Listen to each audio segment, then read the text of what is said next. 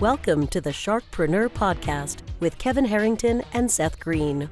Kevin Harrington is the inventor of the infomercial, one of the original sharks from the hit TV show Shark Tank, and has generated over $5 billion in TV and digital direct response sales.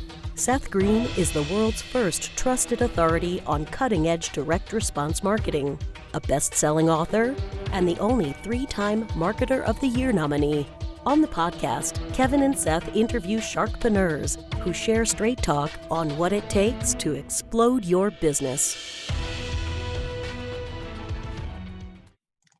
Do you want to become insanely successful? Do you want to be the go-to guru in your industry? Do you want to be talked about for all the right reasons? For over 40 years, Kevin Harrington has helped people just like you become significant influencers. Now he's broken the process down in the Key Person of Influence Roadmap, and it's yours for free. Just text KPI to him at 727-888-2100. Text KPI to 727-888-2100 right now and claim your free step-by-step guide. Text KPI to 727-888-2100 to get the recognition you deserve and experience the success as the go-to voice everyone listens to in your industry today. Welcome to the SharkPreneur podcast. This is your co-host, Seth Green. Today, I've got the good fortune to be interviewing Michael Altusher of michaelaltusher.com, ALTSHULER. Michael has produced over $65 million in personal and managed sales. When he was in the health insurance industry, he rose to number 7 out of 1,500 agents nationwide in his first 3 months in the business. He was featured in Harvey Mackay's best-selling book, We Got Fired, and it's the best thing that ever happened to us. He's won the New Jersey State Governor Cup for Entrepreneurial Excellence, the Atlantic City Entrepreneur of the Year Award. He competed on the hit TV show American Gladiators, and he's been featured in outlets such as the NBC and the New York Times. Michael, thank you so much for joining us. My pleasure, Seth. Thank you for having me. Absolutely. So I know that you didn't start out as someone who was helping others achieve breakthrough results personally and professionally and being recognized throughout the country as a top expert on leadership, sales, and peak performance. Your business career started right when right at the ripe young age of 22. How did you get started? Well, and that takes you into the book that I Got Fired, because that's what really launched my career. It's amazing how when bad things happen, some good things come out of it. But I was selling shoes. I find that either people sell shoes or pots and pans, things like that. It's crazy. Or cutting lawns when they first start or washing cars. But I was selling shoes, and I applied for a job. I wanted to start my professional career. I was 21 years old, and I applied for a job to sell copiers for a local copier company in Atlantic City, New Jersey. And I just absolutely wanted this so bad. I promised myself if I got this would be the start of my career for the rest of my life. It was the first professional selling job. And yeah, I applied, and actually a strange thing happened. The night before they were going to make a decision, I literally dreamt that the person who was interviewing me, Earl Nellius, that he called me and told me it was really close between me and one other candidate, and that I had not gotten the position because of my lack of experience. And then as soon as that dream was over, I kid you not, the phone rang, and it was Earl Nellius. And I was really inclined to say, why are you calling back? And what he said, it was like deja vu. And the conversation went exactly like in my dream, except he said it was between you and another person, and we decided on you. We consider you a diamond in the rough. And they gave me a shot. Wow. Congratulations. That's awesome. So what happened next? Well, I sold copiers, really did extremely well, was the best salesperson they ever had at 22 years old, broke some records even nationally. And I was always increasing my knowledge about the business, about sales. Zig Ziglar was certainly one of the big influences in my life. Read the book See You at the Top, one of the first sales books that I've read that made a big impact. And I just was reading an article in a magazine, a trade magazine, of what the income levels of the top 3 producers in the copier business were making. So if you were average, and this is going back 30, 40 years ago, if you're average, you were making $25,000 a year. If you were pretty good, very good, you're somewhere in the 30 to 50,000 range. And if you're a superstar, you're making 75,000. Well, based on what they said a superstar was, I should have been in the 75,000 category, and I was in the 25 to 30,000 income category. So I started doing research, called other copier companies, asked what their comp plan was, had no intention of leaving, just wanted to prepare myself when I spoke to my boss to say, hey, why am I not being properly compensated for the job I'm doing? And they had put me in a branch with a service manager at the ripe old age of 22 years old. And the service manager in that branch office saw the notes on my desk that I was calling other copier companies. And my vice president, Earl Nellius, called me and said, Mike, we're working on a big deal in your territory, which was an hour from the corporate office. Me, the president, and the service director are coming up. We want to go visit this account with you on Monday. This was a Friday. And they came up to fire me because they thought I was leaving and going to take all my clients' information and prospect information with me. And they literally came in the office, stole my attaché case from my desk, and said, we're going to have to let you go. And I was stunned. And I pulled the president up by his shirt tail. I put him against the wall. And I said, give me back my attaché case. I totally felt violated. The state police happened to be in the same building. They came in, they took my attaché case as evidence, and we parted company. And that's when I started my copier company, which eventually became a multi-million-dollar company that I sold to a multi-billion-dollar company. So you created out of that adversity the seed of a greater benefit by starting your own company that would go on to become incredibly successful, compensate you way better than you had been compensated, and treat you better than you had been treated at the company you started with, that you then sold to a multi-billion-dollar industry giant. And obviously that was a long time ago. You achieved incredible success in that business, and then you've gone on to help so many other people. Talk a little bit about why you sold the copier, the multi-million-dollar copier company, and then how that led you to the role you're in now. Well, along that way, I filed bankruptcy. So it was quite the journey. I made millions and I lost millions. I invested in multiple companies that I started. And like the not too uncommon entrepreneurial journey, it has many ups and many downs. So I lost a lot of the millions that I made when I sold my company, and decided I wanted to be a professional speaker. I wanted to share the lessons that I've learned, successes and failures, and how I ended up getting back and moving towards the winner circle again by applying the principles that I now teach and coach on. So, and it's in my heart. You know this, Seth, there's nothing like helping other people and improving their lives personally and professionally. It's oftentimes even more rewarding than the pay that we get. Absolutely. So talk a little bit, you've done so much since then. You've helped so many people as a speaker, as a trainer, as a coach. Talk a little bit, who's your ideal client? Who resonates with you? Who do you get excited to get up in the morning and say, man, I can't wait to help those people? Okay, well, I great question. I love, I really work on peak performance more than I do sales, even though sales was my background. I learned a long time ago, and it became crystal clear that I was asking this question. It was the wrong question, but it was a good question, but it wasn't the right question.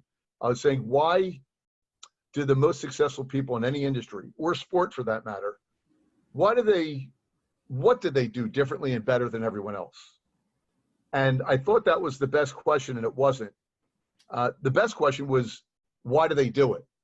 I'm convinced that most people know what to do. They have a blueprint that's given to them by their company, or certainly know where to get the information online or buy a book or a course. But the big challenge is more the sales behavior than it is the sales strategy or methodology. So I wondered, what the top 20%, how did they think differently? What drove them past their comfort zone? What caused them to really do the things that the rest of us are not willing to do? And I started studying and analyzing mind science, things like mindsets and self-talk and habits. And what are the things that cause, like I said, the people to not do the things? People who say, I want to be on a diet, I want to lose weight, but they eat Twinkies and fattening foods and sit around and don't work out, even though they know they want to do it.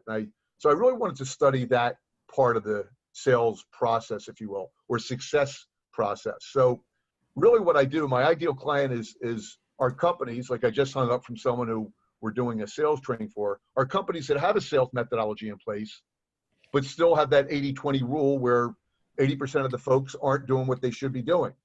And I go in and we kind of amplified the sales methodology, we tag onto that and help the 80-20, the bottom 80% to think and act like the top 20% through this behavioral science, this peak performance mindset. Wow. So that is absolutely incredible. And obviously, I've been to many conferences, seen many speakers, worked with many coaches. Why do you think you're getting such better results? Why do you think people are resonating and implementing at a level that they don't other places? Good question. I don't think people think about what they think about. I don't think their why is great enough. I don't think they either know about their why or tap into their why. So there's many things beneath the surface as to why people and sales programs don't work and why they're not effective. And I think first and foremost, like anything else, Seth, you have to be able to connect and relate to people. You get them to be open to your message. And then you have to give them an understanding, which most people don't have, as to how their mind works. You know, do you think about what you think about? Are you comfortable being uncomfortable? Are you in touch with what your why is? The greater your why, the greater your try. So all these things, it's not motivation as much as it is an understanding of what's inside your head and what triggers to pull and what buttons to press to get you. And this is critical. All of us have our ups and downs. The top 20% keep those downs shorter than the people in the bottom 80%, which means you have challenges and I have challenges.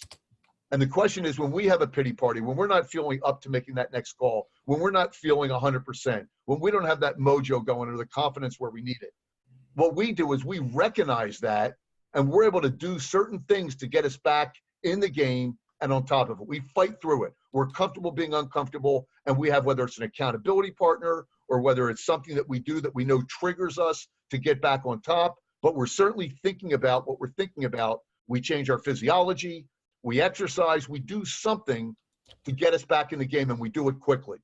The bottom 80% don't know how to do that, either by understanding how to do it or they're just not aware of it. And that's what I help them become aware of. That makes a ton of sense. What do you find you talk about people don't think about what they think about. What are you finding are some of the biggest challenges that you're helping people with? Well, I think it all starts with self-limiting beliefs. You know, that people are fearful of certain things. They may be fearful of success, of failure. They have habits that are limiting habits along with the limiting beliefs. And as a result of this, we have to really dive into each person individually, find out what their self-limiting beliefs are, basically either eliminate them or neutralize them, and then get them to have more confidence in themselves and believe that they can do the things that they really want to do and tap into their why, and then give them the track to run on to develop habits that support what their goals and their vision are. Absolutely. That makes a lot of sense. What is, I mean, you've come so far and you've helped so many people. What do you like best about what you do? I think changing lives, getting people unstuck. I mean, everyone gets stuck, and there's nothing worse than not having hope or wanting to quit and not knowing a way to get to that next level in your life. And really, I think, Seth, most people, when you peel back the onion far enough and deep enough, what we all want is more joy, more peace, and more fulfillment in our lives. And everything we do really should be getting us there. And once we're clear on that, we're clear on, well, these things, when we keep asking the question why and why, I think once we answer those questions, we're going to help people. And I love to help people, you know, to answer your question specifically, get to a place of greater joy, peace, and fulfillment through the work that they do, both personally and professionally. That is a great answer. How did you get into the book? How did you get into the Harvey Mackay book? Well, I sold Harvey at the NSA convention, National Speakers Association convention.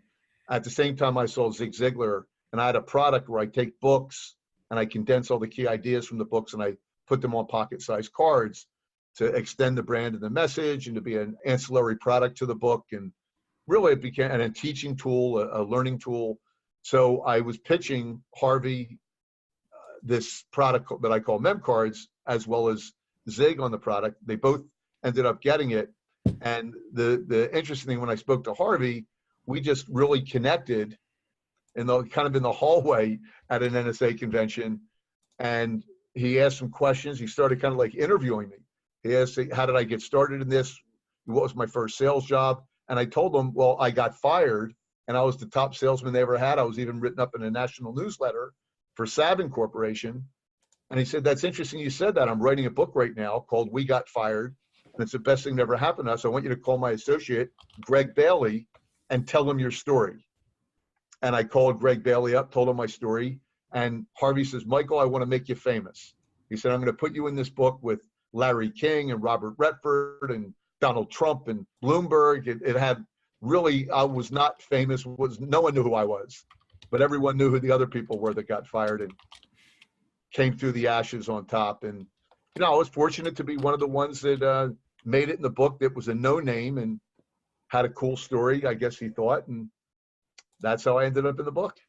That is absolutely awesome. With all the success you've achieved, what's your biggest challenge now? I think right now, you and I briefly talked about this. I'm building a social media platform, really learning, I'm, old school more than I am new school, because that's what I've done all my life. And I'm changing my habits and behaviors to really adopt and embrace new technology and how millennials think. And, you have to do that. You have to communicate in a way that people want to listen to what your message is. So the biggest challenge I have is really understanding and then embracing and then deploying a very aggressive campaign to build my business in a way that it's going to hit the masses the way they want to hear my message.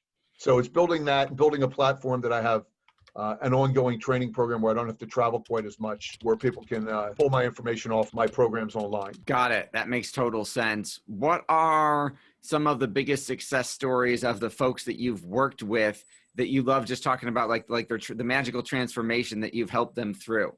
Well, I got an email the other day. It was a top sales agent for the financial products for Mutual of Omaha.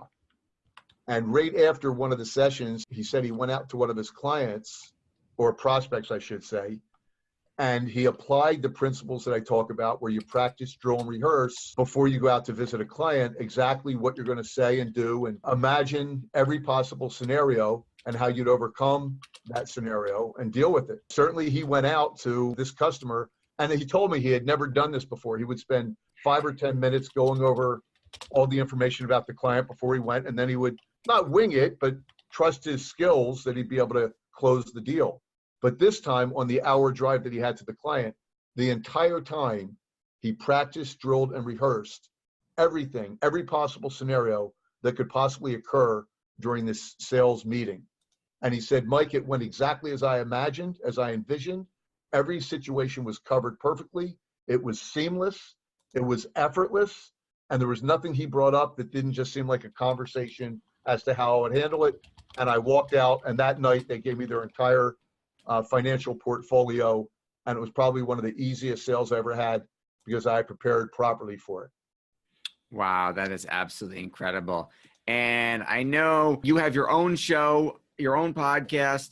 Where can our listeners go to learn more about your podcast, about your speaking, about your training, about all of the awesome content that you're making available? Well, they can certainly go to my website at Michael, Michael, Altshuler, ALTSHULER.com.